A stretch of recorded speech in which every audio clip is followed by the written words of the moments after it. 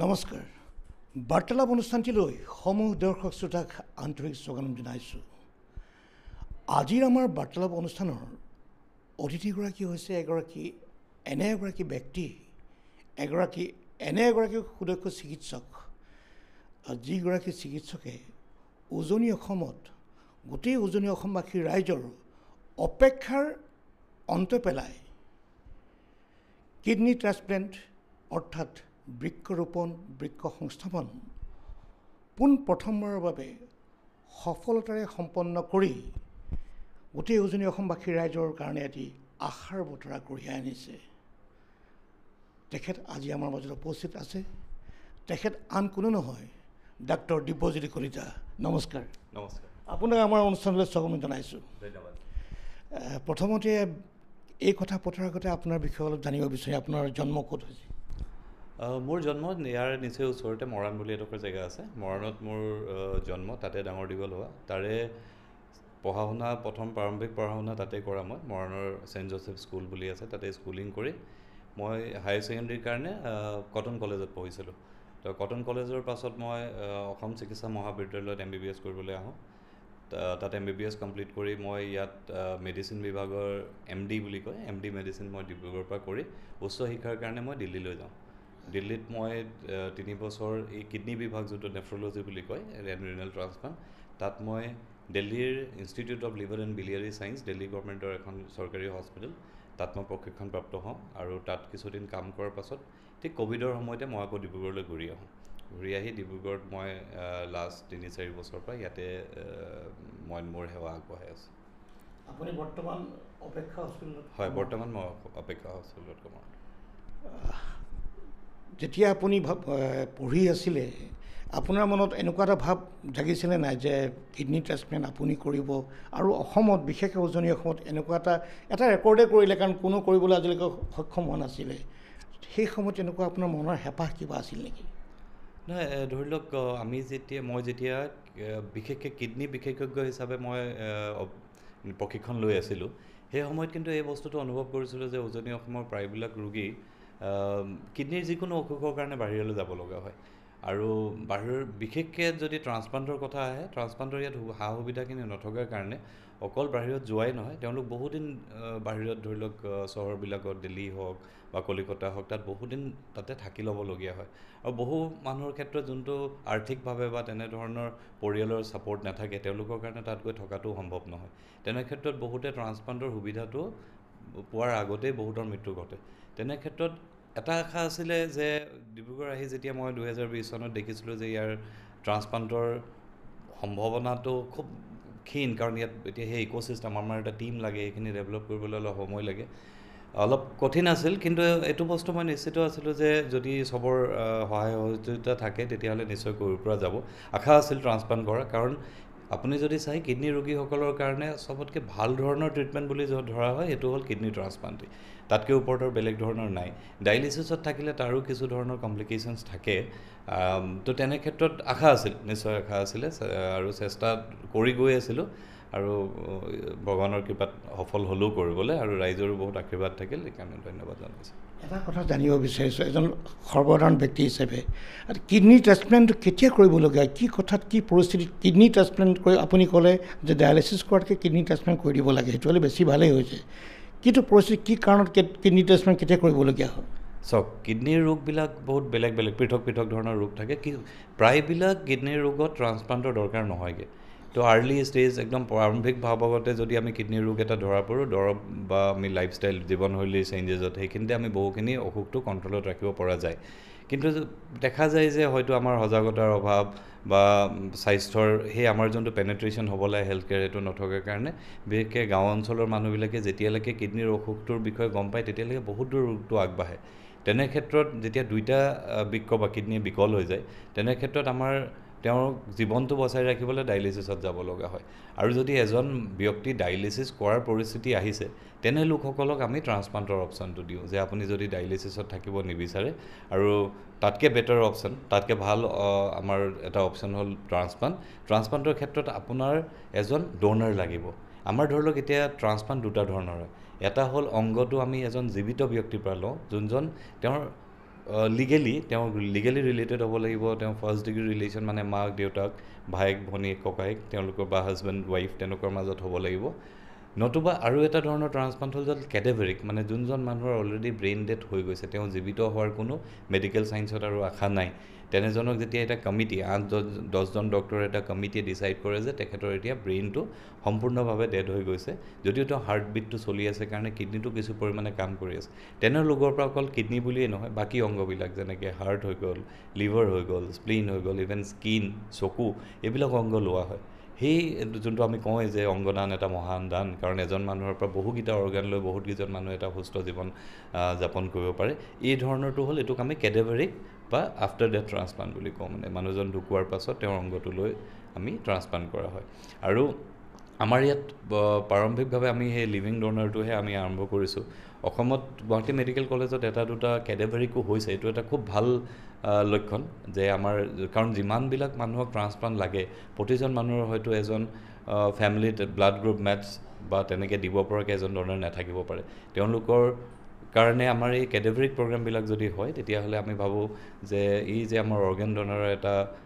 আমি ডেফিচিট আছে, যোনটো আমাৰ যিমান অৰ্গেন আমাক লাগে, যিমান মানুহক ট্ৰান্সপ্লাণ্ট লাগে সিমান কিডনী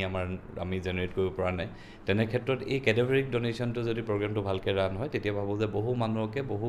ৰোগীক আমি এই ট্ৰান্সপ্লাণ্টৰ সুবিধাটো আগবঢ়াব পাৰিম। এতিয়া আহোঁ মূল কথালৈ, আপুনি অতি সফলতাৰে আপুনি কিডনী ট্ৰান্সপ্লাণ্ট কৰিলে এগৰাকী ৰোগীৰ। এই ৰোগীগৰাকীক আপুনি যেতিয়া ট্ৰান্সপ্লাণ্ট কৰিছিলে সেই প্ৰয়োজনটো কেতিয়া আহিছিলে আৰু ৰোগীগৰাকী ক'ৰ আছিলে বাৰু? ৰোগীগৰাকী মৰণৰে, মোৰ ঘৰৰ ওচৰৰে ৰোগী। সেইটো এটা কি ক'ম, মানে জানিব লাগে, দৰ্শকসকলে কথাটো জানিব লাগে কেনেকুৱা পৰিস্থিতি। আৰু এইখিনি কথা আমি এইকাৰণে জনাইছোঁ, খুব দৰকাৰী কথা, কিডনী সম্পৰ্কে বহুত কথা আমিও নাজানো, গতিকে আমি জনাবলৈ চেষ্টা কৰিছোঁ আপোনালোকক। কিছুমান কথা আমি নাজানো, নজনাৰ অভাৱত তেখেতে যেনে কৈছে বহু কথা সজাগতাৰ অভাৱত মানুহে নকৰে বা তাৰ পৰিস্থিতি পিছত হেৰিলৈ হৈ যায়। গতিকে এইখিনি কথা আমি এটা ক্ষুদ্ৰ প্ৰয়াস কিডনী সম্পৰ্কত আজি আপোনালোকক জনাবলৈ আমি চেষ্টা কৰি আছোঁ। হয়, চাওক,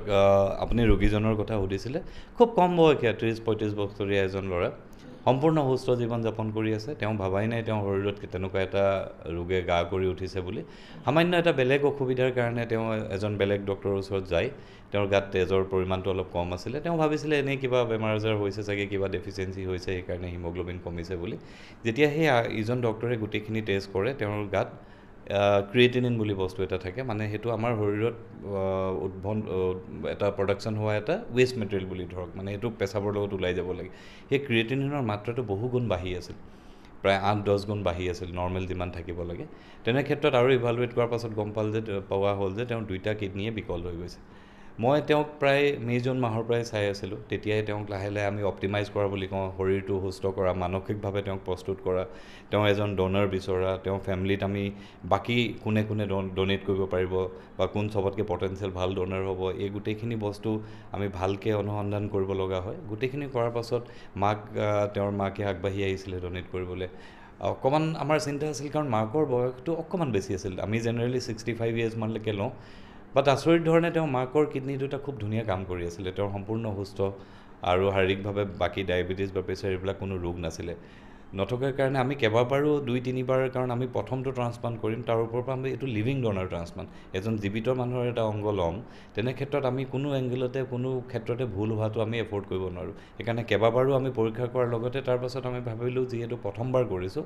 আমি এটা এক্সটাৰ্নেল এক্সপাৰ্টৰ পৰা অপিনিয়ন লওঁ যে তেওঁৰ পৰা আমি ল'ব পাৰিম নাই ডোনাৰটো। তো দিল্লীৰ মোৰে শিক্ষাগুৰু আছিলে, তেখেতক আমি ক'লোঁ। তেওঁ আহিলে ডিব্ৰুগড়লৈ, আহি ডোনাৰজনকো লগ কৰিলে, তেওঁক চালে, আমাৰ ছেটআপটো চালে গোটেইখিনি। যেতিয়া তেওঁ ক'লে যে নাই তোমালোকে কৰিব পাৰিবা, ইয়াত এইখিনি সুবিধাও আছে, প্লাছ লগতে ৰোগীগৰাকীৰ লগতো কথা পাতি আৰু লগতে ডোনাৰগৰাকীৰ লগত কথা পাতি আৰু গোটেই ৰিপৰ্টছবিলাক চাই আমি ডিচাইড কৰিলোঁ যে নহয় আমি আগবাঢ়িম। সেইটো আছিল আমাৰ ধৰি লওক ছেপ্টেম্বৰ মাহৰ কথা। তো ছেপ্টেম্বৰ মাহৰ আমাৰ কিছুমান লিগেল ফৰ্মেলিটিছ থাকে, আমি চৰকাৰৰ পৰা পাৰ্মিশ্যন ল'ব লাগে, হেল্থ ডিপাৰ্টমেণ্টৰ পৰা আমি কিছু পাৰ্মিশ্যন ল'ব লাগে। সেইখিনি লৈ মেলি আমাৰ যেতিয়া শেষ হ'ল, আমি অক্টোবৰত এটা দুয়োপক্ষৰ মানে তেওঁলোকৰো ফেমিলিৰ যিদিনা সুবিধা হ'ল তেনেমতে আমি 1 অক্টোবৰৰ দিনাখন দিনটো ধাৰ্য কৰি সেইদিনাখন আমি ট্ৰান্সপ্লাণ্ট কৰোঁ। এতিয়া ট্ৰান্সপ্লাণ্টৰ পাছৰ সময়খিনি খুবেই গুৰুত্বপূৰ্ণ। মানে ট্ৰান্সপ্লাণ্ট কিডনীটো যেতিয়া আমি এটা কথা এইখিনি দৰ্শকে বুজা দৰকাৰী যে আমি যেতিয়া নতুন কিডনী এটা লগাওঁ, আগৰ কিডনীকেইটা কিন্তু আগৰ জেগাতে থাকে। এইটো কিডনি সেই মানুহজনৰ তেতিয়া 3টা কিডনি হৈ যায় আগৰকেইটা নিজৰ জেগাত থাকিলে নতুন এটা কিডনি লাগিলে এতিয়া নতুন কিডনিটো যেতিয়া লাগিব তেওঁৰ শৰীৰৰ সেইটো অংগ নহয় বাহিৰৰ পৰা অহা এটা অংগ সেই অংগটো লাগিলে মাকৰে হওক বা ফেমিলি মেম্বাৰে হওক বা বেলেগ কাৰোবাৰে হওক শৰীৰটো সেইটো ৰিজেক্ট কৰিব গাৰ পৰা আঁতৰাই দিব চেষ্টা কৰিব সেইটোকে কয় ইমিউনিটি আৰু ৰাইজে আজিকালি ক'ভিডৰ সময়ত গম পাইছে চাগে ইমিউনোগ্লোবুলিন ইমিউনিটি ভেকচিন এই যে ইমিউনিটি বুলি বস্তুটো থাকে এইটোৱে আমাৰ সেই অংগটোক মাৰা আৰম্ভ কৰিব আমি ইমিউনিটিটোক ইমানটো কণ্ট্ৰল কৰি ৰাখিব লাগিব যে অংগটো মাৰিব নোৱাৰে কিন্তু ইমানো কণ্ট্ৰল কৰিব নালাগিব যে বাহিৰৰ বীজাণুৱে যাতে মানুহজনক অনিষ্ট কৰিব নোৱাৰে চ' সেই বেলেঞ্চটো এটা যোনটো ভাৰসাম্য মেইনটেইন কৰিব লাগে সেইটোত অলপ কঠিন তো সেই প্ৰথম 7 দিন খুবেই ক্ৰুচিয়েল থাকে ভগৱানে কৰাত তেখেতৰ খুব ধুনীয়াকৈ ওলাই গ'ল ট্ৰান্সপ্লাণ্টৰ 7 দিন আমাৰ যদিও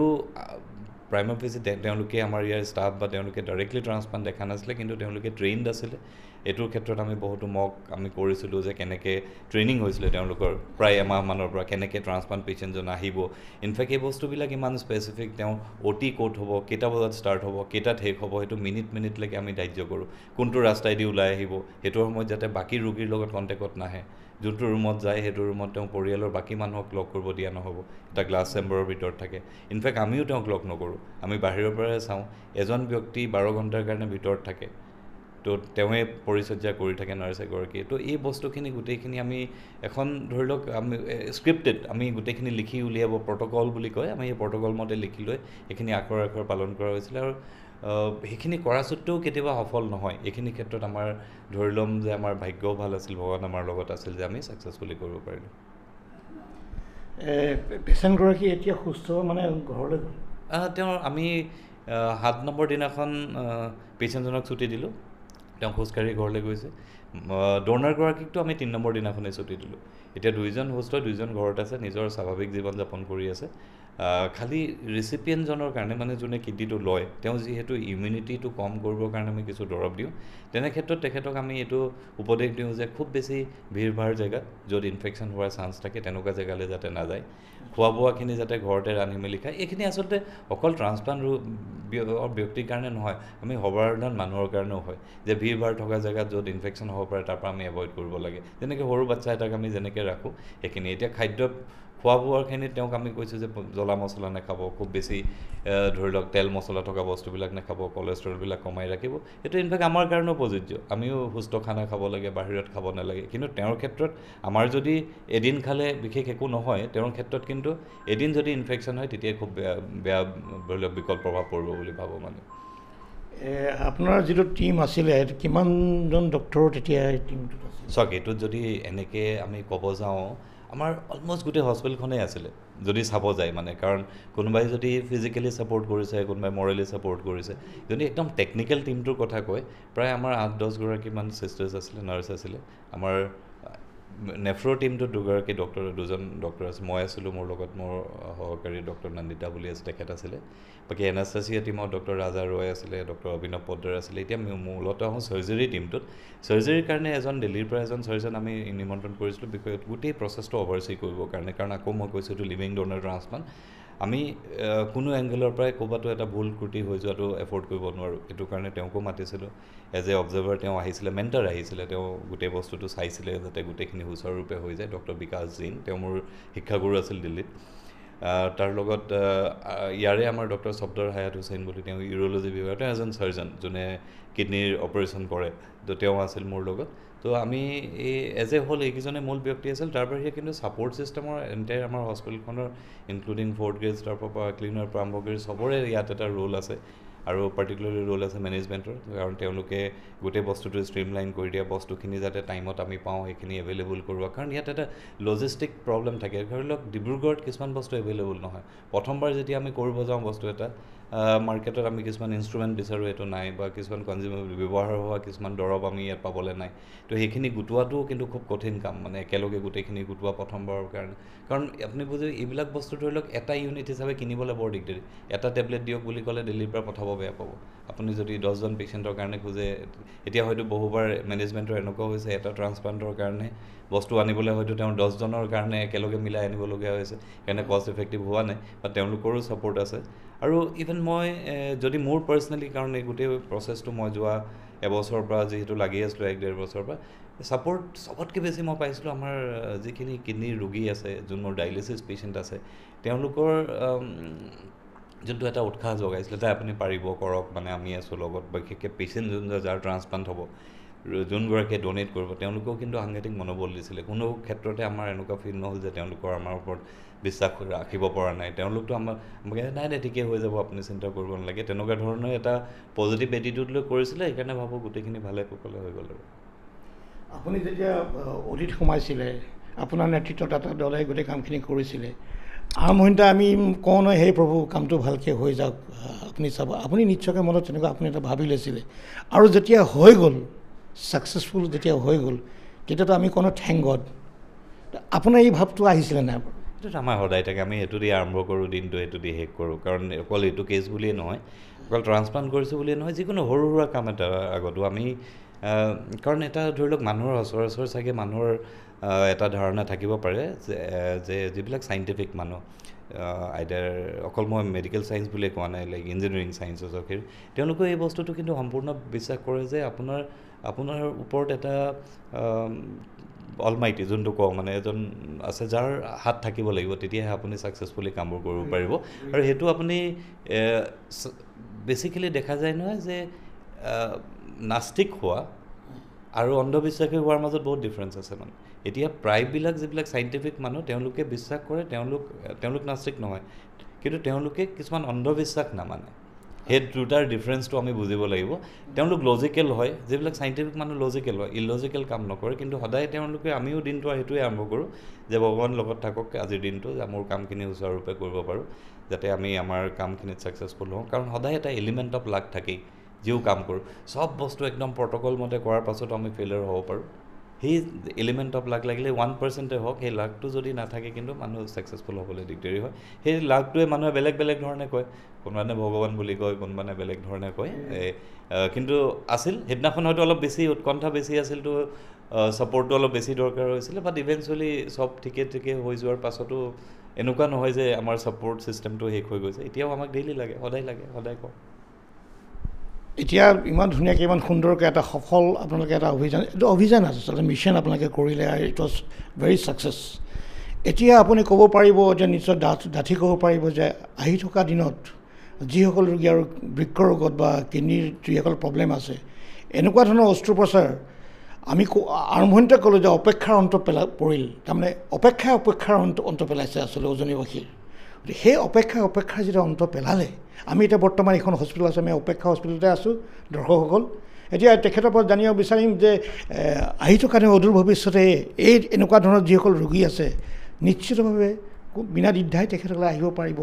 আৰু তেখেতে নিজ মুখেৰে আগতে কৈ গৈছে যে বাহিৰত গ'লে খৰচৰ পৰিমাণটো হয়তো বেছি পৰিব ইয়াতকৈ ইয়াত ইমানো ব্যয়বহুল নহ'ব কিজানি নহয় ব্যয়বহুল আমি ধৰি লওক যদি বাহিৰৰ চেণ্টাৰ্ছবিলাকত চাওঁ বিশেষকৈ মেট্ৰ'বিলাকত দিল্লী মুম্বাই এইবিলাকতকৈ ইয়াত যথেষ্ট কম খৰচত হৈছে আৰু তাত খৰচটোতকৈ যোনটো সময় অপব্যয় বাহিৰত গৈ থকাৰ এটা যোন মানসিক কষ্ট সেইখিনিৰ পৰাও মানুহে অলপ পৰিত্ৰাণ পায় কিন্তু এইখিনিতে মই এটা কথা কওঁ ট্ৰিটমেণ্টটো আচলতে আৰম্ভ হ'ব লাগে ঘৰত মানে ঘৰত কেনেকৈ আমি ট্ৰান্সপ্লাণ্টটো কেতিয়াও কিডনী অসুখৰ ট্ৰিটমেণ্ট নহয় যদিও আমি এইটো এটা কৰিছোঁ ছাকচেছফুলি এটা ট্ৰান্সপ্লাণ্ট হৈ গ'ল কিন্তু মই আজিও মানুহ যে কিডনী ট্ৰান্সপ্লাণ্ট নিয়মতে হ'বই নালাগে সেইটো পৰ্যায়লৈ যাবই নালাগে ৰোগীজনৰ কিডনী ফেইলিয়াৰ যোৱাৰ আগতে আমি ৰখাব পাৰিব লাগে আমি তাৰ আগতে নিশ্চয় যদি ঘৰত প্ৰতিজন মানুহে কিছুমান নীতি নিয়ম মানি চলে এতিয়া চাওক আজিৰ দিনত প্ৰতি ঘৰ মানুহতে এটা মোবাইল ফোন থাকে সৰু সুৰা স্মাৰ্টফোন এটা নাথাকিলেও এনেই ফোন এটাতো থাকে মই সেই বেছিক ঘৰতে আহিছোঁ এতিয়া আপুনি এটা চাব চবৰ ঘৰত একো নহ'লেও সৰুকৈ টিভি এটা আছে নহ'লে ৰেডিঅ' আছে মোবাইল ফোন আছে কিন্তু আপুনি যদি এটা ছাৰ্ভে কৰে বহুত ভাল মানুহৰ ঘৰতো এটা BP ইনষ্ট্ৰুমেণ্ট নাই এটা থাৰ্মোমিটাৰ নাই এটা ব্লাড চুগাৰ চোৱা মেচিন নাই তেতিয়াহে ব্লাড চুগাৰ চোৱা মেচিনটো কিনিব যেতিয়া ডায়েবেটিছ হ'ব তাৰ আগত কিন্তু কেতিয়াও নিকিনে আৰু বহুতৰতো হোৱাৰ পাছতো নিকিনে এই বস্তুকেইটাৰ কিমান দাম হ'ব খুব বেছি এটা ডিজিটেল BP মেচিনৰ দাম 2000 টকা কিন্তু সেইটোত ইনভেষ্ট নকৰে যিদিনাখনলৈকে আমাৰ সেই মানসিকভাৱে আমাৰ ছ'চিয়েল চেঞ্জটো নাহে যে এইকেইটা দৰকাৰী বস্তু এইকেইপদ বস্তু আমাৰ ঘৰত থাকিব লাগে আমি মাজে প্ৰত্যেক 15 দিনৰ মূৰে ঘৰৰ গোটেইকেইজন মানুহে ব্লাড প্ৰেছাৰটো চালোঁ ব্লাড চুগাৰটো চালোঁ আমি ক'ৰবাত লিখি ল'লোঁ ছেকেণ্ড আমাৰ অসমীয়া মানুহৰ এটা বৰ বেয়া অভ্যাস আছে সেইটো ৰেকৰ্ড কিপিং আমি না হিচাপ পত্ৰ ভালকৈ লিখি থাকোঁ, না আমি আমাৰ হেল্থ ৰেকৰ্ডবোৰ ভালকৈ ৰাখোঁ। এতিয়া মই দিল্লীত থাকোঁতে দেখোঁ মানুহে 10 বছৰ আগৰ প্ৰেছক্ৰিপশ্যনক ধুনীয়াকৈ ফাইলত ভৰাই মেলি লৈ আহে, আৰু ইয়াত অসমত আমি দেখোঁ 15 দিন আগত চোৱা মানুহজনৰ প্ৰেছক্ৰিপশ্যনখন আইডা হেৰাই যায়, নহ'লে ফাটি যায়। কাৰণ আমি ফাটি যোৱাটো ডাঙৰ কথা নহয়, কিন্তু আমি যে সেই বস্তুটো গুৰুত্ব দিয়া নাই, সেইটো দৰকাৰী বুলি ভবা নাই সেইটো। কিন্তু 1980 চনত কিনা মাটিৰ কাগজ পত্ৰ কিন্তু ধুনীয়াকৈ থৈ দিয়া আছে। হেল্থটো আমি প্ৰায়ৰিটি হিচাপে ল'ব লাগিব, আৰু লগতে সেই পাৰ্টটোৰ কিছু দায়িত্ব সমাজৰ প্ৰতিজন ব্যক্তিৰ ইণ্ডিভিজুৱেল দায়িত্ব থাকে, আৰু কিছুমান ডক্টৰৰ দায়িত্ব থাকে। আমিও হয়তো সেই চেঞ্চিটাইজেশ্যনটো কৰিব পৰা নাই। ছেকেণ্ডলি আহিলে, যেতিয়া ৰোগী এজন ধৰা পৰিলে কিডনী ৰোগত, তেওঁক প্ৰপাৰ গাইডেঞ্চ, কাক ক'ত দেখাব লাগে। এজন কিডনী বিশেষজ্ঞ যে প্ৰত্যেকবাৰে লাগিব তেনেকুৱা নহয়। যিকোনো এজন ফিজিচিয়ান, এজন মেডিচিন বিশেষজ্ঞ কিডনী প্ৰায়বিলাক ৰোগ ট্ৰিট কৰিব পাৰে, কাৰণ আমাৰ গোটেই ভাৰতবৰ্ষত খুব বেছি 2000 কিডনী বিশেষজ্ঞ আছে, আৰু যিমান পেচেণ্ট আছে প্ৰতিজনে হয়তো কিডনী বিশেষজ্ঞ এজনৰ ওচৰত যাব নোৱাৰিব পাৰে। যেনেকৈ অৰুণাচলত ধৰি লওক কোনো নাই, নাগালেণ্ডত এজন আছে, গুৱাহাটীত বহুতকেইজন আছে, কিন্তু অসমত ডিব্ৰুগড়ত আছে, যোৰহাটত ৰিচেণ্টলি আহিছে। বাকী বহুত ডিষ্ট্ৰিক্টত কিডনীৰ কোনো স্পেচিয়েলিষ্ট নাই। তো তেওঁলোকে কি নেদেখাব নেকি? দেখাব, নিয়াৰেষ্ট ফিজিচিয়ানক দেখাব। যোনটো কেছ তেওঁলোকে দেখে যে আমাৰ এক্সপাৰ্ট অপিনিয়ন লাগে, সেইটো পঠাব। এই যে আমি এটা হেল্থ কেয়াৰ ছিষ্টেমটোত আমি অলপ স্মুথ কৰি ষ্ট্ৰীমলাইন যদি কৰি লওঁ, তেতিয়া কি হ'ব যে মানুহবিলাক আৰ্লি ডিটেক্ট হ'ব। আৰ্লি ডিটেক্ট হ'লে আমি একেবাৰে অসুখটো নাইকিয়া কৰি দিবতো নোৱাৰোঁ। মানুহ যেতিয়া জন্ম হৈছে অসুখ বিসুখটো থাকিবই, কিন্তু মানুহৰ কষ্টটো কমাব পাৰোঁ। লগতে অসুখটোৰ যোনটো আমি কওঁ নেচাৰেল হিষ্ট্ৰী, ধৰি লওক যোন মানুহজনৰ হয়তো 10 বছৰত যদি কিডনীটো বিকল হ'লগৈহেঁতেন, আমি সেইটো 20-25 বছৰলৈ টানিব পাৰোঁ। আৰু অসুখটোৰ যদি আৰ্লি পাৰ্টত ট্ৰিটমেণ্ট কৰোঁ, আমি যোনটো প্ৰিভেনশ্যন বুলি কওঁ, অসুখটো যদি প্ৰিভেণ্ট কৰোঁ, তেতিয়াহ'লে যদি আমি ৰাষ্ট্ৰ হিচাপে ভাৰতখনৰ চাওঁ, তেতিয়াহ'লে হেল্থ কেয়াৰ এক্সপেণ্ডিচাৰটো বহুত বেছি ভাৰতৰ। আৰু যিহেতু সেইটো হিচাপে ফাণ্ড এল'কেটেড, আমাৰ ফাইনেন্সিয়েল ফাণ্ড এল'কেশ্যনটো ইমান কৰিব নোৱাৰে, কাৰণ যিমানখিনি আমাৰ পপুলেশ্যন আছে। তেনে ক্ষেত্ৰত যদি প্ৰিভেনশ্যনত আমি গুৰুত্ব দিওঁ, তেতিয়া বহুত health care budget cut down কৰিব পৰা যাব। কাৰণ এটা ট্ৰান্সপ্লাণ্ট কৰোঁতে যিমান খৰচা হয়, এটা BP ইনষ্ট্ৰুমেণ্ট কিনি ঘৰতে প্ৰায় আমি এখন গাঁৱৰ BP চাই থাকিব পাৰিম ৰেগুলাৰলি। চ' সেইকাৰণে এটা সামূহিকভাৱে মানুহৰ চিন্তাধাৰণা আৰু মানুহৰ হেল্থ ছিকিং বিহেভিয়াৰৰ অলপ চেঞ্জেছ লাগে। যিসকল দৰ্শক শ্ৰোতাই আজি আমাৰ অনুষ্ঠানটি চাই আছে, এটা বিনম্ৰ অনুৰোধ, এটা বিনম্ৰ আহ্বান। তেখেতে যিখিনি কথা এইমাত্ৰ কৈ গ'ল আপোনালোকৰ আগত, যিখিনি বিধিগত ব্যৱস্থা আমি ল'ব লাগে, যিখিনি নীতিগত ব্যৱস্থা তেখেতে কৈ গ'ল ল'ব লাগে, এইখিনি ল'লে আমি বহুখিনি অসুবিধা আমি আগতেই দূৰ কৰিব পাৰোঁ। গতিকে সেইখিনি যদি আমি সাৱধানতা আমি যদি অৱলম্বন কৰোঁ, এই পৰ্যায়টো আমি পোৱাৰ আগতেই আমাৰ ঠিক হৈ যোৱাৰ সম্ভাৱনা আছে। গতিকে তেখেতে এইখিনি কথা অতি গুৰুত্বপূৰ্ণ কথা আচলতে তেখেতে কৈয়ে থাকে। আমি আপোনালোকৰ দৰ্শকসকলৰ মাজত আজি আমাৰ স্বাস্থ্যৰ সজাগতাৰ সম্পৰ্কে, বিশেষকৈ বৃক্কৰোগৰ কথাখিনি আমি কৈ আছোঁ। আৰু তেখেতে ইয়াত আমি কৈছোঁ যে উজনি অসমত অতি সফলতাৰে প্ৰথমবাৰৰ বাবে এইখন হস্পিটেলত, অপেক্ষা হস্পিটেলত প্ৰথম কিডনী ট্ৰান্সপ্লান্টেশ্যন অতি সফলতাৰে হৈছে। বৃক্ক সংস্থাপন, বৃক্ষৰোপণ অতি সফলতাৰে হৈছে, আৰু তাৰ নেতৃত্ব দিছিল ডাক্তৰ দিব্যজ্যোতি কলিতাই। আমি এতিয়া বৰ্তমান আমি তেখেতৰ য'ত এইটো অপাৰেশ্যন হৈছিল, তেখেতৰ ডক্টৰসকল যিসকলে তেখেতক লগত থাকি এই কামটো সফল ৰূপ দিয়াত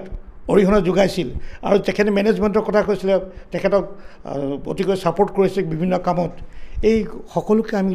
লগ কৰিম, আমি মনৰ কথা পাতিম, তেখেতৰ আমি অলপ জানিব বিচাৰিম। আৰু আপোনাৰ পৰা বিদায় লোৱাৰ আগতে আমি বিদায় ল'ব বিচাৰিছোঁ। বিদায় লোৱাৰ আগতে আপুনি কিবা ক'ব নেকি দৰ্শকসকলক পুনৰ? চাওক, মোৰ ক'ব লগা ঠিক এটাই, মই অলপ আগতে যিখিনি কথা কৈছিলোঁ, আমাৰ গোটেই সমাজখনত এটা সাম্যিক চেঞ্জ লাগে, এটা পৰিৱৰ্তন হ'ব লাগিব। পৰিৱৰ্তনটো কেনেকুৱা ধৰণৰ? আমি আমাৰ স্বাস্থ্যৰ প্ৰতি সজাগ হ'ব লাগিব। মোৰ স্বাস্থ্যৰ কাৰণে মোৰ বাহিৰে আৰু কাৰো দায়িত্ব নহয়, তেনেকৈ আমি ভাবিব লাগিব। যিদিনাখনে আমি এইটো ভাবিম যে মোৰ স্বাস্থ্যৰ কাৰণে মই নিজে ৰেছপনচিবল, সেইদিনাখনে মই নিজৰ হেল্থটো ভাল ৰাখিব পাৰিম। লগতে এই যে আমাৰ লোকেল এৰিয়াবিলাকত হেল্থ কেয়াৰটো ডেভেলপ হ'বলৈ দুটা বস্তু লাগিব, দুইফালে লাগিব। চিকিৎসকসকলেও হয়তো কোনো ক্ষেত্ৰত নিজৰ জেগাটোৰ কাৰণে হেল্থ কেয়াৰ ডেভেলপমেণ্টৰ কাৰণে আগবাঢ়ি আহিব লাগিব। লগতে আমাৰ যিসকল ৰোগী আছে, তেওঁলোকেও বস্তুখিনি লজিকেলি ভালকৈ চালি জাৰি চাই আমাৰ লোকেল যোনটো হেল্থ কেয়াৰ ছিষ্টেম, সেইটো আৰু বেছি ইউটিলাইজ কৰিব লাগিব। চ' ডেট ইউটিলাইজেশ্যন হ'লেহে ইয়াত ভাল মানুহবিলাক আকৌ ঘূৰি আহিব। আপোনাৰ যিখিনি কথা আপুনি কৈছে, মই পুনৰবাৰ কৈছোঁ, দৰ্শকসকলক অনুৰোধ কৰিছোঁ আপোনাক এই কথাখিনি গুৰুত্ব সহকাৰে ল'ব। আৰু কাৰণ এইটো স্বাস্থ্যৰ এটা আমি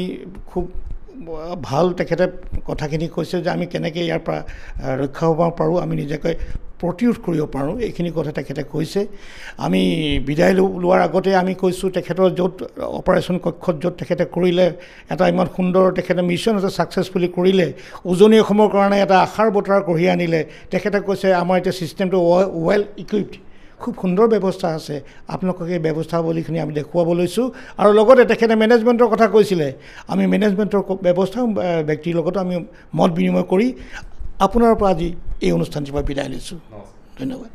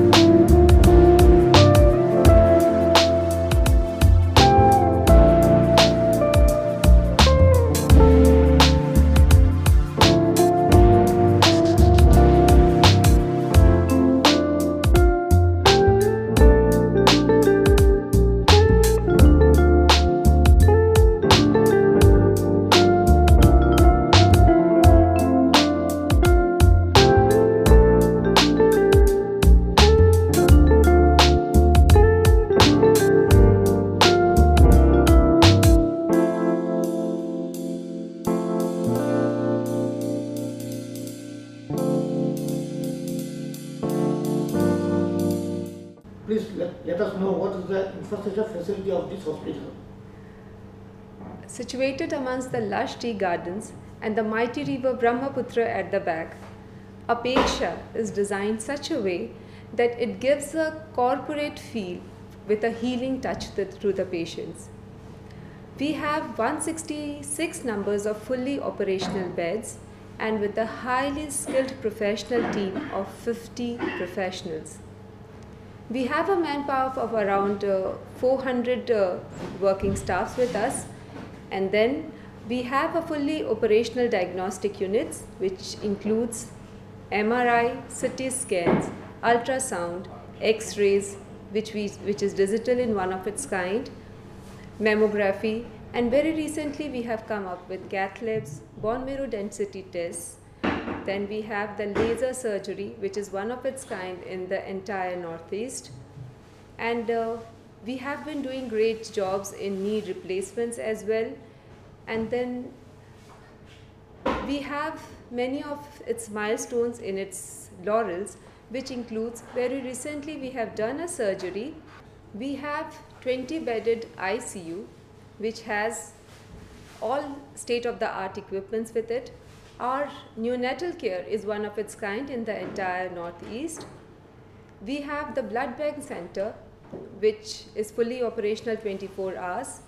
It has got 24 hours pharmacy, and our casualty is 24 hours running.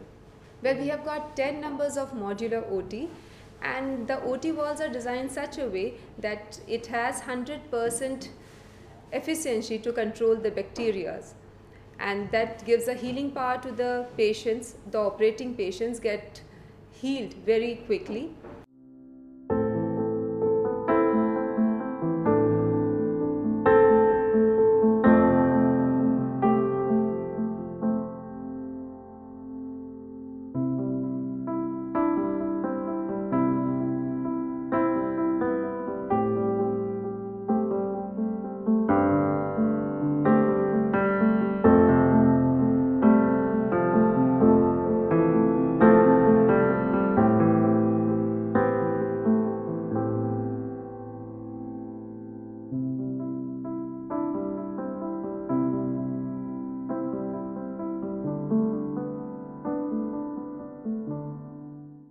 আমি ইতিমধ্যে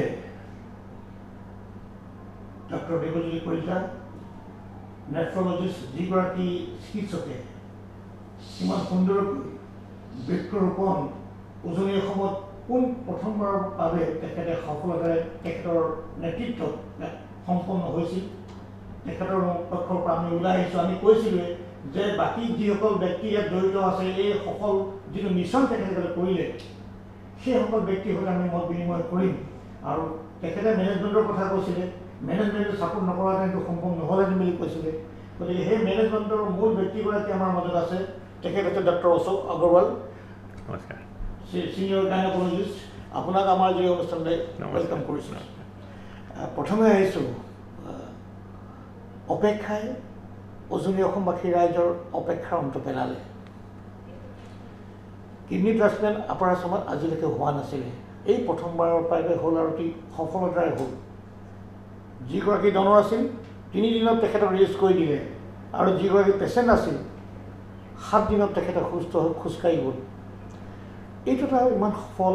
যিটো কৰিলে মানে এটা মিছন আপোনালোকে এটা অপাৰেশ্যন আপুনি ছাকচেছফুলি কৰিলে ইয়াৰ মূল ব্যক্তি এই অনুষ্ঠানটো ইয়াৰ মেনেজমেণ্টৰ মূল ব্যক্তি হিচাপে হাউ ডু ফিল কেনেকুৱা আপুনি অনুভৱ কৰিছে চাওক আমি এইটো মাটিৰ পৰাই আহিছোঁ আমি যেতিয়া পঢ়ি আছিলোঁ যেতিয়া ষ্টুডেণ্ট আছিলোঁ তেতিয়াৰ পৰাই এইকেইটা বস্তু চাই আছোঁ যে সৰু সৰু কামকেইটা আমাৰ ইয়াত হ'ব ডাঙৰ কামৰ কাৰণে ক্ৰিটিকেল অপাৰেশ্যনৰ কাৰণে কমপ্লেক্স চাৰ্জাৰীৰ কাৰণে কমপ্লেক্স কেম'থেৰাপিৰ কাৰণে আমি পেচেণ্টক কৈ দিওঁ বহুত সহজভাৱে আপুনি বাহিৰলৈ গুচি যাওক এইটো ইয়াত নহ'ব আমি আপেক্ষা হস্পিটেল আৰম্ভ কৰা অলমষ্ট 2.5 years হৈছে এই 2.5 বছৰ জাৰ্ণিত আমি যেতিয়া ফাৰ্ষ্ট হস্পিটেলটো ইনগ্ৰেশ্যন কৰিছিলোঁ আমাৰ আপেক্ষাৰ ফাউণ্ডেশ্যন হৈছে 3টা পিলাৰ আছে ইয়াৰ আপোনাক ক'বলৈ গ'লে এটা বস্তু হ'ল যে আমি state of the art health care ইয়াত আনিম যিটো বাহিৰত কৰ্পৰেট হস্পিটেলবোৰত আছে এপ'লত আছে মেক্সত আছে চেন্নাইত আছে দিল্লীত আছে কলকাতাত আছে এই ছেটআপটো আমি ইয়াত আনিম ফাৰ্ষ্ট প্ৰথম বস্তুটো আমাৰ আছিলে ছেকেণ্ড বস্তুটো হ'ল কিন্তু আমি আমাৰ মেইন পাৱাৰ ডেভেলপ কৰিম আমি বাহিৰৰ মানুহৰ ওপৰত ডিপেণ্ডেণ্ট নহওঁ আমাৰ ল'ৰা ছোৱালী ভাল পঢ়া শুনা কৰা ব্ৰেইন আছে ইণ্টেলিজেণ্ট মাইণ্ড আছে চিনচিয়াৰিটি আছে ডেডিকেশ্যন আছে তেওঁলোকক যদি আমি এটা প্লেটফৰ্ম দি পিনে তেওঁলোকৰ স্কিলটো ডেভেলপ কৰাই আনিলোঁ তেওঁলোকে আমাৰ ইয়াৰ কাৰণে এছেট হৈ যাব তৃতীয় নম্বৰ বস্তু আছিলে যদিও আমি কৰ্পৰেট ফিল্ডটো দিম যদিও আমি সেই ইনফ্ৰাষ্ট্ৰাকচাৰটো আনিম কিন্তু আমি কষ্ট কাৰ্টেল কৰিম কাৰণ চাওক বাহিৰত মানুহ যোৱাটো বাহিৰত থকা মানুহৰ তেওঁলোকৰ পেইং কেপাচিটি হাই আছে এটা মানুহ বাহিৰত যিটো 10 লাখ টকা খৰচ কৰিব পাৰে আমাৰ মানুহৰ কাৰণে এইটো 3 লাখে বেছি হৈ যায় কাৰণ আমাৰ পেইং কেপাচিটি কম আছে যি হ'লেও আমাৰ ইনকাম সোৰ্সকেইটা আমাৰ মানুহৰ লিমিটেড আছে আমাৰ ইয়াত খেতিয়ক আছে জব কৰা মানুহ আছে সাৰ্ভিস কৰা মানুহ আছে তেওঁলোকৰ পৰা আপুনি এটো এক্সপেক্ট কৰিব নোৱাৰে কিন্তু বেমাৰটো পইচা নাচায় যদি এই সেম মানুহটো যদি বাহিৰলৈ গ'ল আৰু সি এইটো ট্ৰিটমেণ্ট কৰিব লাগে, সি লাগিলে ঘৰ বাৰী মাটি বিক্ৰী কৰি ইঞ্চুৰেঞ্চৰ পইচা শেষ কৰি PPF-ৰ পইচা শেষ কৰিও সি এইটো ট্ৰিটমেণ্ট কৰিবই লাগিব। লাইফৰ আগত মানুহ নাভাবে মোৰ মা দেউতা বেমাৰ হৈছে মই ভাবিম যেনেকৈ হ'লেও ভাল হওক, কিন্তু এইটো বস্তু যদি আমি কষ্ট কাৰ্টেল কৰি পিনে ইয়াত আনিব পাৰোঁ কিমান ভাল হ'ব। 3 নম্বৰ বস্তুটো আছিলে আমাৰ ইয়াত যে আমাৰ অসমৰ বহুত এনেকুৱা ডক্টৰ্ছ আছে, টেকনিচিয়ানছ আছে যি কিবা কাৰণত 5 বছৰ আগতে 10 বছৰ আগতে 20 বছৰ আগতে অসমৰ বাহিৰত গুচি গৈছিলে, যে মইতো পঢ়িলোঁ বাহিৰৰ পৰা, মোৰ ইমান কোৱালিটি আছে, ইমান কোৱালিফিকেশ্যন আছে, মোৰতো কাম কৰিবলৈ ইয়াত জেগাই নাই, ইমানটো মোক টেকন'লজি লাগে, টেকন'লজি নাই, মই কি কৰিম, মই বাহিৰত গুচি গ'লোঁ। আমি তেওঁলোকক ৰিকুৱেষ্ট পঠাইছোঁ, তেওঁলোকৰ নামকেইটা আমি বিচাৰি উলিয়াই তেওঁলোকক পাৰ্চনেলি কমিউনিকেট কৰিছোঁ যে আপুনি আহক। এতিয়া এই অসমটো এই আগৰ অসমটো হৈ থকা নাই, এতিয়া আমাৰ ইয়াত এই ইনফ্ৰাষ্ট্ৰাকচাৰটো আহিছে, তো আপুনি যদি আপোনাৰ পেৰেণ্টছ ইয়াত আছে, আপুনি যে দিল্লীত কাম কৰি আছে, আপুনি যে বম্বেত কাম কৰি আছে, আপুনি ইয়াতে আহক। এতিয়া এই ইনফ্ৰাষ্ট্ৰাকচাৰটো আপোনাৰ কাৰণে আমি এভেইলেবল কৰিছোঁ। এই বস্তুকেইটাৰ ওপৰত আমি ফাউণ্ডেশ্যন লৈ পিনে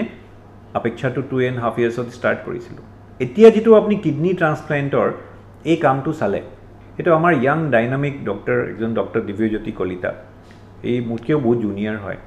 তেখেতে যেতিয়া মোক আমাৰ ইয়াত অপেক্ষা জইন কৰিছিলে, মোক ক'লে যে অশোক দা এনেকৈ মোৰ ড্ৰিম আছে যে আমি ইয়াতে কিডনী ট্ৰান্সপ্লেণ্ট কৰিব লাগে, কাৰণ মই ইমান শিকি মেলি আহিলোঁ কিন্তু মই সেই প্লেটফৰ্মটো পোৱা নাই, আৰু মই বাহিৰত গৈ পিনে দিল্লীত থাকিব খোজা নাই। যদি মই ইয়াৰ মানুহক প্ৰথমতে হেল্প কৰিব লাগে, নহ'লে মোৰতো জীৱনটো ব্যৰ্থ হয়। মই ক'লোঁ দিব্য তুমি ইয়াত থাকা, এনেকুৱা যদি আমাৰ মাইণ্ড থকা মানুহ আমাৰ ওচৰত থাকিব, আমি একদিন কিডনী ট্ৰান্সপ্লেণ্টটো কৰিম, আমি হয়তো বহুত সোনকালে লিভাৰ ট্ৰান্সপ্লেণ্টটো কৰিম, আমি হয়তো বহুত সোনকালে হাৰ্টৰ অ'পেন বাইপাছ চাৰ্জাৰীকেইটাও কৰিম, কাৰণ আমাৰ ফাউণ্ডেশ্যন এনেকুৱা আছে যে এইটো বেচিছৰ ওপৰতে আমি চলি আছোঁ, আৰু তোমাৰ নিচিনা মানুহ যদি আমাৰ লগত জড়িত হয় আমি সেইটো বস্তু কৰিম। চাওক, আমিতো ইনফ্ৰাষ্ট্ৰাকচাৰ প্ৰভাইড কৰিবলৈ ৰেডি আছোঁ, আৰু আমি কৰি আছোঁ, কাৰণ মই আপোনাক ক'লোঁ যিটো আমাৰ এইমেই হৈছিলে সেইটো। এতিয়া যেতিয়া আমাৰ ওচৰত এনেকুৱা মেন পাৱাৰ, এনেকুৱা স্কিল প্ৰফেচনেল মানুহবোৰ আহিছে, আমাৰ তেখেতৰ লগত ইউৰ'লজি টীমত আছিলে ডক্টৰ ছফদাৰ হায়াত হুছেইন, এনেস্থেচিয়া টীমত আমাৰ 2জন ছিনিয়ৰ এনেস্থেটিষ্ট আছিলে, টেকনিকেল টীমত আমাৰ ছিনিয়ৰ OT ষ্টাফ আছিলে, তাৰপিছত আমাৰ ডায়ালাইচিছৰ গোটেই টীমটো আছিলে, ইভেন আমাৰ হাউচ কিপিঙৰ মানুহকেইটা, এই যে পেচেণ্টটো একদম ক্লিন ইনভাইৰমেণ্টত থ'ব লাগে, যাতে ইনফেকশ্যনটো বহুত ডেঞ্জাৰাছ বস্তু হয় এইকেইটা পেচেণ্টৰ কাৰণে, তেওঁলোকে যে এনেকুৱাকৈ ক্লিনলিনেছ মেইনটেইন কৰিলে পেচেণ্টৰ, মানে ওচৰা পাখি য'তে এটা মানে মাখি কি মানে ধূলিও য'তে যাব নোৱাৰে। তো সেইটো বস্তুটো কি হয়, টিম ৱৰ্ক হয়। এই এন্থুটো যদি আমি এজ এ এণ্টাৰপ্ৰেনাৰ কি কৰিব পাৰোঁ, আমি এনকাৰেজমেণ্ট কৰিব পাৰোঁ, আমি ফাইনেন্সিয়েল ছাপৰ্টটো কৰিব পাৰোঁ, কিন্তু কামটোতো আমাৰ মানুহে কৰিব। আৰু আমাৰ ইয়াতে যে কোৱালিটি নাই, আমাৰ যে চাউথৰে ডক্টৰকেইটা যে চব কাম জানে, আমাৰ ইয়াতে যে দিল্লী ডক্টৰে চব কাম জানে, সেইটো নহয় দাদা। আচলতে ডক্টৰসকল মই এইখিনিতে মই কৈছোঁ, তেখেতে কিমান দৃঢ়তাৰে কথাখিনি কৈ আছে। আপোনালোকে যিসকলে আজি আমাৰ এই অনুষ্ঠান চাই আছে, ডক্টৰ আগৱানে ইমান ধুনীয়াকৈ কথাখিনি কৈ আছে যে ইয়াত কোনো প্ৰতিভাৰ মানে কোনো দক্ষতাৰ অভাৱ নাই, ইয়াত দক্ষ চিকিৎসক আছে। হয়তো তেখেতসকলক সেইটো সুবিধা, সেইটো প্লেটফৰ্ম যিখিনি লাগে সেইখিনি হয়তো পোৱা নাই। হয়, মই আপোনাক এটা এক্সপিৰিয়েঞ্চ কৰিছোঁ আমাৰ 2.5 বছৰ জাৰ্ণি। আমি যেতিয়া হস্পিটেলখন ষ্টাৰ্ট কৰিছিলোঁ, তেতিয়া চাওক, প্ৰথমতে মানুহ যেতিয়া আগবাঢ়ে বা কামকেইটা কৰে, অলপ ক্ৰিটিচিজমো হয়, মানুহৰ অলপ লো ফলছো থাকে, কেইটামান কমপ্লিকেশ্যনো হ'ব পাৰে। কিন্তু কি হৈছিলে, আমি আপোনাক কেইটামান এক্সাম্পল দিছোঁ। ইয়াতে আমাৰ ইয়াত আমি যে আমাৰ অপাৰেশ্যন ঘৰবোৰ যিকেইটা বনালোঁ, আমি এনেকুৱাকৈ মডুলাৰ অপাৰেশ্যন ঘৰকেইটা বনালোঁ, যিটো আমাৰ ছাইড ৱালছকেইটাত এণ্টি বেক্টেৰিয়েল কোটিং কৰা আছে। তাৰ মেটেৰিয়েলখিনি আমি বাহিৰৰ UKৰ পৰা আনোৱাইছিলোঁ। তাৰ যিটো ফ্ল'ৰিং আছে, যিটো চিলিং আছে, যদি বতাহটো এই এয়াৰৰ কণ্টেক্টত আহে এই বস্তুৰ ছাৰ্ফেচত, বেক্টেৰিয়া ভাইৰাছ তাতে কিল হৈ যাব, ইনফেকশ্যনৰ প্ৰবেবিলিটি কমাবলৈ। যেতিয়া সেইখিনি আমি কমালোঁ, তেওঁলোকে ক'লে যে আপুনি ইমান খৰচ কৰিছে, ইয়াতেতো এপেণ্ডিক্স গল ব্লাডাৰে হ'ব, তাততো ইমান ইনফেকশ্যনৰ ৰিস্ক নাই। আমি ক'লোঁ নাই, আমি ইয়াতে 14 ঘণ্টা 12 ঘণ্টা 16 ঘণ্টাৰ আমি ব্ৰেইন চাৰ্জাৰীও কৰিম, আমি ইয়াতে অপাৰেশ্যন কৰিম, কেঞ্চাৰ চাৰ্জাৰীও কৰিম, আমি ইয়াতে ক্ৰিটিকেল অৰ্থপেডিক অপাৰেশ্যন কৰিম, স্পাইন চাৰ্জাৰীকেইটা কৰিম। আমি ষ্টাৰ্ট কৰিলোঁ। আমাৰ যে অংক চাৰ্জন আছে, কেঞ্চাৰ চাৰ্জাৰী যিকেইটা কৰে, তেখেতে একদিন মোৰ ওচৰত আহিলে, ক'লে যে আমাৰ এটা এনেকৈ কেঞ্চাৰ চাৰ্জাৰী আছে, 12 ঘণ্টাকৈ বেছি চলিব, কিন্তু ইমান দেৰি যদি পেচেণ্টটো খোলাকৈ থাকে তাৰ ইনফেকশ্যন হ'ব পাৰে। মই তেখেতক ক'লোঁ আপোনাৰ ইনফেকশ্যন নহয়, এইটো মোৰ গেৰেণ্টি আছে, আপুনি প্ৰচিডিউৰটো ষ্টাৰ্ট কৰক। আপুনি বিলিভ নকৰিব তেওঁলোকে এটা 18 ইয়াৰ্ছৰ ইমান ডাঙৰ কমপ্লেক্স চাৰ্জাৰী কৰিলে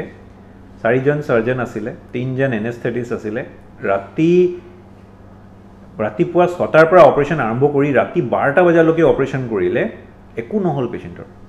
পাৰফেক্টলি যিটো খৰচত আপুনি ভাবিব পাৰে 15-20 লাখ টকা মিনিমাম খৰচ হ'ব এপ'ল' গ্ৰুপ অফ হস্পিটেলত মেক্স গ্ৰুপ অফ হস্পিটেলত আমি পেচেণ্টক 4 লাখ টকাত ধুনীয়াকৈ এইটো চাৰ্জাৰী কৰি পিনে ঘৰত পঠাই দিছোঁ সেকেন্ড বস্তু আপোনাক কৈছোঁ তেখেতে কি কথা কৈ আছে আপুনি মন দি শুনিব য'ত এপ'ল' হস্পিটেল মেক্স হস্পিটেলত ডাইৰেক্ট ইমান টকা খৰচ কৰিব পাৰে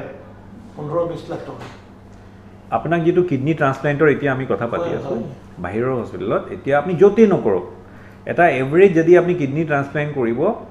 20 লাখৰ পৰা 25 লাখ টকা আপুনি একদম ৰেডি কৰি পকেটত লৈ যাব লাগিব তাতকৈ কমত নহয় কাৰণ আপুনি যাব চাৰ্জাৰী কৰিব তাতে 3 মাহ থাকিব হয়তো 6 মাহো থাকিব লগা হ'ব পাৰে আপুনি হোটেল ল'ব ভাড়া কৰিব ফ্লাইটত যাব পেচেণ্টক হস্পিটেলত থ'ব বেলেগকৈ থ'ব এই কষ্টটো যিটো 20-25 লাখ ৰুপিজ মিনিমাম হয় হয়তো আৰু অলপ আপোনাৰ প্লাছে হ'ব মাইনাছ নহয় আমি 6 লাখৰ পৰা 7 লাখৰ ভিতৰত এই কিডনি ট্ৰান্সপ্লাণ্টৰ গোটেই পেকেজ কৰি পিনে পেচেণ্টটো পঠাইছোঁ লাষ্ট যিটো কৰিলে কিমানমান পৰিলে আমাৰ 6 লাখ টকা এপ্ৰক্সিমেটলি খৰচ হৈছে এইটো অপাৰেশ্যনত টোটেল হা তাৰ ভিতৰত আপোনাৰ মেডিচিন খৰচ আমুক তমুক সেইবোৰ চব সোমাই আছে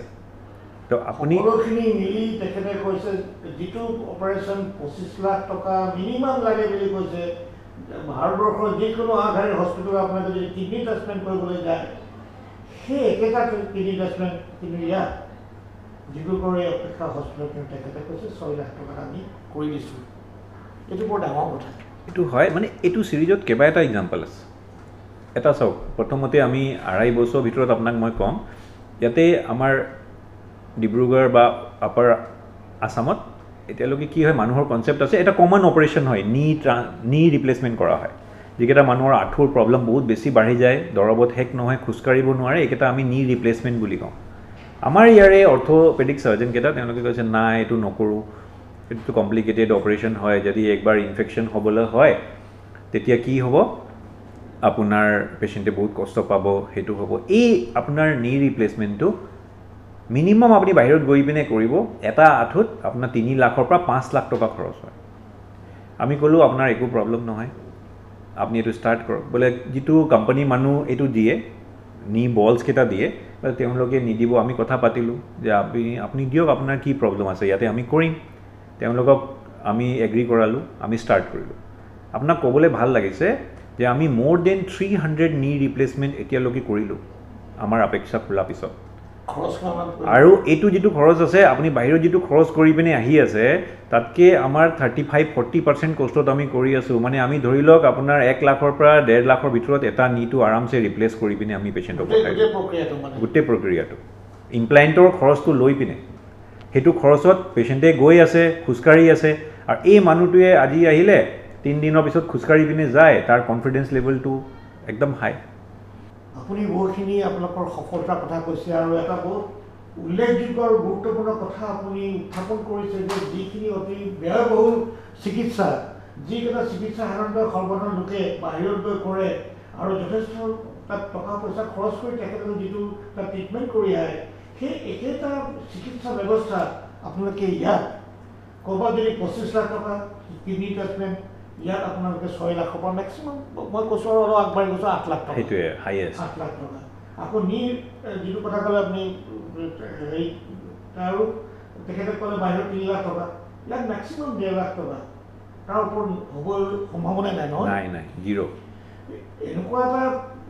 ব্যৱস্থাপনাৰে ইয়াত যিটো চিকিৎসা সেৱা প্ৰদান কৰা হৈছে আমি আশা কৰিম যিসকল ইয়াত আমাৰ অনুষ্ঠান চাই আছে বা যিসকলৰ কাৰোবাৰ অসুবিধা আছে স্বাস্থ্যৰ ক্ষেত্ৰত তেখেতসকলে বিনা দ্বিধাই নিশ্চিন্ত মনেৰে ইয়াত আহি চিকিৎসা সেৱা গ্ৰহণ কৰিব পাৰিব আপুনি কি ক'ব এটা বস্তু মই আপোনাক সামৰণি কৰাৰ আগতে ক'ম যে এইটো যদিও আমাৰ হস্পিটেলটো এটা প্ৰাইভেট হস্পিটেল হয় কিন্তু আমাৰ ইয়াত লোকেল এডমিনিষ্ট্ৰেশ্যনৰ আৰু আমাৰ যিটো হেল্থ ডিপাৰ্টমেণ্ট আছে আমাৰ হিমন্ত বিশ্ব শৰ্মা ডাঙৰীয়া আন্তৰত তেওঁলোকে আমাক ইমানেই হেল্প কৰিছে যে যেতিয়া আমি কিডনি ট্ৰান্সপ্লাণ্টৰ লাইচেঞ্চ ল'বলৈ গ'লোঁ তেওঁলোকে ক'লে আপুনি ইনফ্ৰাষ্ট্ৰাকচাৰটো ডেভেলপ কৰক আমাৰ টিমটো ইনস্পেকশ্যন কৰিও যদিও আমাৰ তেওঁলোকে এপ্ৰুভেল হ'বলৈ কাৰণ এইটো বহুত ষ্টেপ বাই ষ্টেপ প্ৰচিডিউৰ হয় কি আমাৰ লেকিং আছে তেওঁলোকৰ টীম আহিলে আমাক চালে আমাক ক'লে এইখিনি বস্তু আপুনি ঠিক কৰিব লাগিব তেতিয়া আপুনি এপ্ৰুভেলটো পাব আমি কৰিলোঁ তাৰপিছত আকৌ ইনস্পেকশ্যন কৰিলে গোটেইখিনি তেওঁলোকে ক্ৰাইটেৰিয়া যেতিয়া ফুলফিল হৈ গ'ল তেতিয়া আমাক এপ্ৰুভেল দিলে কিন্তু তেওঁলোকে আমাৰ মানুহ কিডনি ট্ৰান্সপ্লাণ্টত আৰু এটা প্ৰব্লেম আছে যে পেপাৰ ৱৰ্কটো বহুত ফচি থাকে শ্ল' হয় আমাৰ গভৰ্ণমেণ্টে ইমান ফাষ্ট কৰিছে বস্তুকেইটা যে আপোনালোকে কৰক আমাৰ পেচেণ্টকেইটা যাতে হেৰাছমেণ্ট নহয় সেইকাৰণে যিটো বাহিৰৰ পৰা কিডনি ট্ৰান্সপ্লাণ্টৰ প্ৰক্ৰিয়াটো যিমান জটিল আমাৰ গভৰ্ণমেণ্ট বহুত ইজি কৰি থৈছে আৰু তেওঁলোকে ইমান সহায় আমাক তাতে ডাইৰেক্টৰ অফ হেল্থ অফিচৰ পৰা ফোন কৰে যে আপোনালোকৰ কামটো ভালকৈ চলিছেনে আপোনালোকে কিডনি ট্ৰান্সপ্লাণ্টটো ভালকৈ কৰিছেনে আপুনি ডেভেলপ কৰক যাতে আমাৰ উজনি অসমৰ মানুহ কমচে কম আপোনালোকে ৰখাওক সেইটো বস্তু আমাৰ মানে গভৰ্ণমেণ্ট অফ অসমৰ কাৰণেও বহুত ডাঙৰ বাৰ্ডেন এটা হৈ আছে এটা বস্তু আপোনাক কোৱা মই ইতিমধ্যে আমাৰ এটা ডায়ালাইচিছটো আমাৰ ইয়াতে কি হয় 20টামান ডায়ালাইচিছ মেচিন আছে আমি মোৰ দেন 1000 ডায়ালাইচিছ এভৰি মান্থ কৰি আছোঁ সেইকেইটাতো ডায়ালাইচিছ মেক্সিমাম আমাৰ আয়ুষ্মান স্কিমত হয় কৰ্পৰেট স্কিমত হয় আমাৰ ইয়াতে এটা পেচেণ্ট এনেকুৱা হৈছিলে যিটো ডায়ালাইচিছ কৰিব লগা হৈছিলে কিন্তু তেওঁলোকে ক'লে ডায়ালাইচিছ কৰিব নোৱাৰোঁ এইটো কিয় কৰিব নোৱাৰে বোলে পেচেণ্টৰ বিপিটো বহুত কম পেচেণ্টৰ ইনফেকশ্যন হৈ আছে এইটো যদি পেচেণ্টক ডায়ালাইচিছ আৰম্ভ কৰি দিম সেই পেচেণ্টটো ডায়ালাইচিছ লগোৱাৰ লগে লগে কমপ্লিকেশ্যন হ'ব পেচেণ্টটো হয়তো এক্সপায়াৰ কৰিব বোলে ইয়াৰ কাৰণে যিটো মেচিনটো লাগে আমাৰ ওচৰত নাই এইটো এটা শ্ল' ডায়ালাইচিছ মেচিন হয় যিটো আমাৰ ইয়াত কিজানি গুৱাহাটীতে হয়তো এটা দুটাত থাকিব বাকী ইয়াত নাই ক'লোঁ এইটো মেচিনৰ কষ্টটো কিমান বোলে ছাৰ এইটো কষ্টলি মেচিন হয় কিন্তু আমাৰ ইয়াতে মানুহকেইটা ইমানটো পে' কৰিব নোৱাৰিব যদি একবাৰ এইটো ডায়ালাইচিছ কৰোঁ আমি কিজানি 50,000 টকামান খৰচ হ'ব কিন্তু 24 ঘণ্টা ডায়ালাইচিছ হৈ থাকিব সেইটো পেচেণ্টৰ আমি আনিলোঁ আপোনাক ক'বলৈ ভাল লাগিছে আজি এইটো প্লেটফৰ্মত 4টামান পেচেণ্ট এনেকুৱা যিটো একদম এক্সপায়াৰ কৰিব তেওঁলোকক ডায়ালাইচিছ লাগে কিন্তু বিপি একদম নট ৰিকৰ্ডেবল টাইপৰ বিপি হৈ আছে ইমান ইনফেকশ্যন সেই ডায়ালাইচিছ মেচিনটো আমি ইউজ কৰি পিনে সেই পেচেণ্টৰ লাইফটো ছেভ কৰিলোঁ তো এনেকুৱা বস্তুবোৰ যদি আমি টেকনিকেল সুবিধা চাওক আজিকালি মেডিকেল ছায়েন্সটো 3টা বস্তুৰ ওপৰত চলে এটা হ'ল স্পেচিয়েলিষ্ট ছেকেণ্ড হ'ল নাৰ্ছিং আৰু টেকনিকেল টিমটো ইনক্লুডিং ইনফ্ৰাষ্ট্ৰাকচাৰ ফ'ৰ্থ হ'ল টেকনিকেলি আপোনাৰ ওচৰত ইকুইপমেণ্ট থাকিব লাগিব আপোনাৰ ওচৰত মেন পাৱাৰ আছে কিন্তু আপোনাৰ ইকুইপমেণ্টছ নাই মেচিনকেইটা নাই লাইফ ছাপৰ্ট ছিষ্টেম নাই আপুনি তেতিয়া ডিপেণ্ডেঞ্চিটো কেতিয়াও শেষ কৰিব নোৱাৰে আৰু মই আকৌ আপোনাক কৈছোঁ অপেক্ষা পুৰা কৰ্তৃবদ্ধ আছে যে এতিয়া যিখিনি আমি আনিলোঁ কিন্তু আমি আনি থাকিম এতিয়া আপোনাক ক'বলৈ ভাল লাগিছে আমি এক সপ্তাহৰ পিছত ইয়াতে ডিব্ৰুগড়ত ফাৰ্ষ্ট টাইমৰ কাৰণে সেইটো এটা ভাল খবৰ আমাৰ মানুহকেইটাৰ কাৰণে আমি এটা ধুনীয়া চিলিং মাউণ্টেড ফিলিপছৰ বহুত হাই এণ্ড কেটলেব ছিষ্টেম আনিলোঁ এই ছিষ্টেমটো ইণ্ডিয়াত হয়তো বহুত কমেই আছে নাম্বাৰ গিনতিৰ নাম্বাৰ আছে মানে যিটো নাই কিন্তু ইয়াতে কি হ'ব আপোনাৰ এনজিঅ'গ্ৰাফি সুবিধা থাকিব যিকেইটা মানুহৰ হাৰ্ট এটেকৰ সময়তে এনজিঅ'প্লাষ্টি কৰিব লাগে এইটো সুবিধা থাকিব যিকেইটা মানুহৰ ব্ৰেইনৰ ষ্ট্ৰ'ক হৈ যায় ইমিডিয়েটলি যদি পেচেণ্ট 6 ঘণ্টাৰ ভিতৰত আহে তেওঁলোকৰ পেৰালাইচিছ হ'বলৈ নাপাব ইমিডিয়েটলি ষ্টেণ্ড ভৰাই পিনে সেই বস্তুটো কাৰেক্ট কৰি দিয়া হ'ব দৰ্শকসকল গুৰুত্বপূৰ্ণ কথা এটা কৈ আছে ষ্ট্ৰ'কৰ কথা কৈ আছে আজি তাৰিখত আমাৰ এই অঞ্চলত উজনি অসমত বহু লোকৰ সঘনাই ষ্ট্ৰ'ক হৈ বহু লোকৰ মৃত্যুবৰণ কৰা দেখা গৈছে এটা সুন্দৰ কথা কৈছে গুৰুত্বপূৰ্ণ কথা আছে আপুনি মন দি আজি আমাৰ এই অনুষ্ঠান চাই থাকক এক সপ্তাহৰ ভিতৰত এই আমাৰ ছিষ্টেমটো ষ্টাৰ্ট হৈ আছে মেচিন লাগিলে ষ্টাফৰ ট্ৰেইনিং আৰু সেই পাৰ্টটো চলি আছে আমাৰ ইণ্টাৰনেশ্যনেল কাৰ্ডিঅ'লজিষ্ট অলৰেডি আছে সেই পাৰ্টত আৰু এটা সুখবৰ আপোনাক দিওঁ আজি এইটো বহি আছোঁ যদি আমাৰ ইয়াতে কি হয় যিকেইটা পেচেণ্টৰ কিডনি ষ্টোন থাকে ধৰি লওক এইটো অ'পেন চাৰ্জাৰী কৰিব বা লেপ্ৰস্কপি দি চাৰ্জাৰী কৰিব কষ্ট হ'ব ব্লাড লছ হ'ব খোজকাঢ়িব নোৱাৰিব আমি তাৰপিছত যিটো চেঞ্জিং ট্ৰেণ্ড হ'ল লেজাৰ ব্যৱস্থা আহিলে যে লেজাৰ দি ষ্টোন গলাই দিয়া হয় পেচেণ্টৰ চাৰ্জাৰীৰ প্ৰয়োজন নহয় এই লেজাৰটো কি হয় যেতিয়া আপুনি ষ্টোনটো গলায় ছাইডৰ টিচুটো গলাই দিয়ে নেৰো হৈ যায় পিছত পেচাব কৰিবলৈ অসুবিধা হয় পেচেণ্টৰ পেট বিষ হয় কিবা হয় আমি এতিয়া ইয়াতে লেজাৰ এটা আনিলোঁ সেইটো আমাৰ জোনৰ কাৰণে প্ৰথম হয় আপাৰ আছামৰ কাৰণে এই লেজাৰটো থলিয়াম লেজাৰ বুলি কয় আপোনাৰ খালি ষ্টোনটো গলাব টিচুটো নগলায় টিচু ডেমেজ নকৰে য়েছ অনলি অন টাৰ্গেট আৰু ছফ্ট টিচু যিটো আপোনাৰ কিডনি ছাইডৰ যিকেইটা ইউৰেটাৰ সেইকেইটা টিচু টাচ নকৰে তেতিয়া কি হৈছে এইটো আমাৰ অলৰেডি 1-1.5 মাহৰ পৰা ষ্টাৰ্ট হৈ আছে কিমানকেইটা সফল সাৰ্জাৰীকেইটা আমাৰ ইউৰলজিষ্টকেইটা কৰিলে উইদাউট হেভিং এ ছিংগল কমপ্লিকেশ্যন বোন হেল্থ আমি এতিয়া কি হয় আমাৰ এই কোনোবা এটা ৰিলেটিভৰ একবাৰ এনেকৈ হ'ল অকণমান দুখ পায়ে বনকেইটা ভাঙি থাকিলে তেওঁলোকে ক'লে যে আপোনাৰ বোন হেল্থটো আপুনি টেষ্ট কৰা নাছিলে কিয়, যে এইটোতো আপোনাৰ বোনকেইটা ইমান উইক, আপুনি আগতে জানিলে যদি ট্ৰিটমেণ্ট ল'লেহেঁতেন ইমানখিনি কমপ্লিকেশ্যন নহয়, স্পাইন ফ্ৰেকচাৰ হৈ যায় বয়স থকা মানুহকেইটাৰ আমাৰ, যে তেখেতে অলপ দুখ পালে স্পাইন ফ্ৰেকচাৰ হ'ল, বিচনাত আহি গ'ল, 1 মাহ 1.5 মাহ খোজকাঢ়িব নোৱাৰিলে, পেচাব পায়খানা কৰিব নোৱাৰিলে, ইনফেকশ্যন হ'ল, সি বেডতে গুচি গ'ল,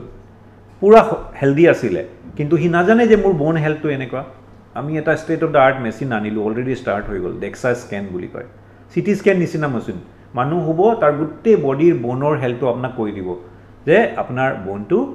কিমান ব্ৰিটেল হৈ আছে, তাৰ ভাঙা প্ৰেয়াৰটো কিমান, তেতিয়া আপুনি গম পালে আৰে মোৰতো বোনকেইটা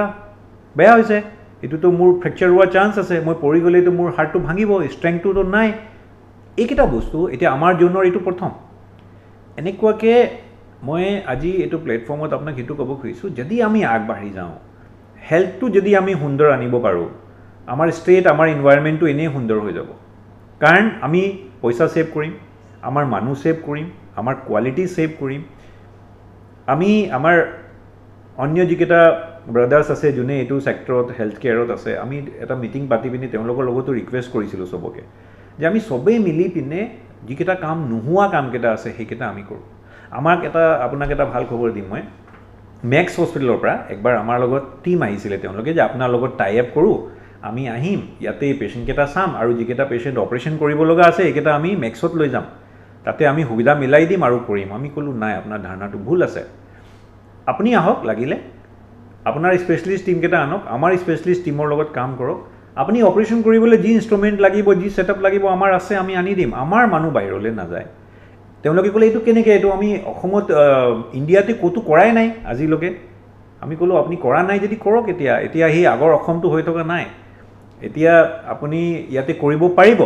তেওঁলোকে আপুনি বিলিভ নকৰিব, আহা আৰম্ভ কৰিলে, এভৰি মান্থ আমাৰ ইয়াত আহে, তেওঁলোকে আহি পিনে 10টা 20টা চাৰ্জাৰী কৰে, আৰু তেওঁলোকে কয় যে ডক্টৰ আগৰৱালা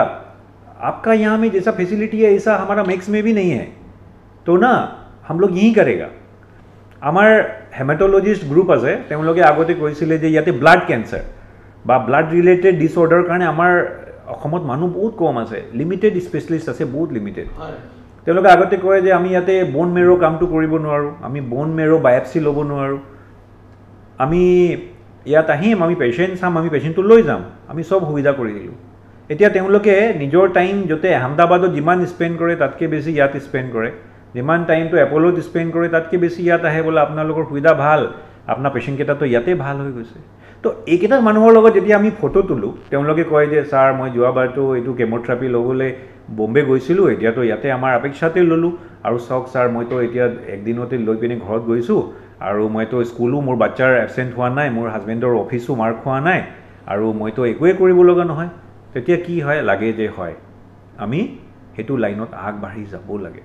কাৰণ আমি যদি আজি আগবাঢ়িছোঁ, মই আপোনাক কৈছোঁ এপ'লৰ নিচিনা হয়তো 50টা হস্পিটেল আমি অসমতে বনাই দিম,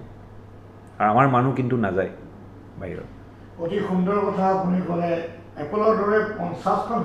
হস্পিটেল তেখেতে অসমত বনাই দিম বা কৰি দিব পাৰিম বুলি তেখেতে দৃঢ়মনেৰে কৈছে। এটা কথা কিন্তু কম, গতিকে মই আপোনাক কৈছোঁ না, আমাৰ বাকী মানুহবোৰ আছে যোনে এই ফিল্ডত নামিব খুজিছে বা কৰিব খুজিছে, তেওঁলোকৰ উইল আছে। আমি কৈছোঁ এইটো আমি চাওঁ ক'ভিড সময়তে কিমান মানুহ হেৰালোঁ, আমাৰ কিমান মানুহ ভেণ্টিলেটাৰ এটা নোপোৱাৰ কাৰণে যে এক্সপায়াৰ হ'ল। আমি যেতিয়া হস্পিটেলখন খুলিলোঁ, যেতিয়া আমি এই ভেণ্টিলেটাৰ ছিষ্টেমকেইটা, লাইফ ছাপৰ্ট ছিষ্টেমকেইটা ল'লোঁ, আমাৰ ICU স্পেচিয়েলিষ্ট ক'লে ছাৰ ইমানটো ICUত পেচেণ্টে নহ'ব, এইটো এটা মেচিনৰ দাম কিজানি 20 লাখকৈ এটা ভেণ্টিলেটাৰ ছিষ্টেমৰ দাম আছে। তেওঁ ক'লে যে ছাৰ এইটো নহ'বই। মই ক'লোঁ মই ক'ভিডৰ সময়তে দেখিছোঁ মানুহ যে ভেণ্টিলেটাৰ নোপোৱাৰ কাৰণে সি কিন্তু ঢুকালে, তাৰ ফেমিলি আজিলৈকে সেইটো বস্তু ৰিপেণ্ড কৰি আছে যে কিজানি আমাৰ গভৰ্ণমেণ্ট অফ আছাম কিমান ভেণ্টিলেটাৰ আৰ্জেঞ্চিত কিনি আনিলে, ফুল কৰি দিলে আমাৰ গভৰ্ণমেণ্টে। তো আমাৰ প্ৰাইভেট ছেক্টৰতো এটা ৰেছপনচিবিলিটি আছে যে আমি আমাৰ গভৰ্ণমেণ্টৰ লগত এই হাতটো মিলাই পিনে আগবঢ়াই যাওঁ, কাৰণ চব বস্তু আমি গভৰ্ণমেণ্টৰ পৰা হেল্পটো ল'ম, তেওঁলোকক যে ছাপৰ্ট নকৰিম বা সেইটো বস্তু হ'ব নালাগে আচলতে। অতি সুন্দৰ কথা। মই এটা কথা দৰ্শকসকলে আজি আমাৰ অনুষ্ঠান চাই নিশ্চয় এটা কথা অনুভৱ কৰিছে যে এইখন হস্পিটেলে বহুখিনি কথা, বহুখিনি কাম অসম্ভৱকৈ ইয়াত সম্ভৱ কৰি আছে, আৰু বহুখিনি মনৰ পৰিকল্পনা তেখেতে পুহি ৰাখিছে আৰু সেইখিনি পৰিকল্পনা তেখেতে কিন্তু দৃঢ়তাৰে কৈছে যে 50খন এপ'ল' হস্পিটেল অসমত কৰি দিয়াৰ তেখেতৰ এটা হেঁপাহ দুৰ্বাৰ হেঁপাহ আছে আপোনাৰ যিটো সপোন আপুনি দেখিছে মে অল ইউৰ ড্ৰিম কাম ট্ৰু যিখিনি সপোন আপুনি দেখিছে সেই সপোনখিনি বাস্তৱায়িত হওক আৰু আপুনি মানৱ সেৱাৰ যিটো সেৱাত আপোনালোকে আচলতে ব্ৰতী এইটো মানৱ সেৱাত যিটো আপোনালোকে ব্ৰতী হৈ আছে এইখন হস্পিটেল আপুনি বিশেষকৈ আপুনি নিজৰ এজন সুদক্ষ চিকিৎসক আপোনালোকৰ এই সপোন বাস্তৱায়িত হওক থেংক ইউ নমস্কাৰ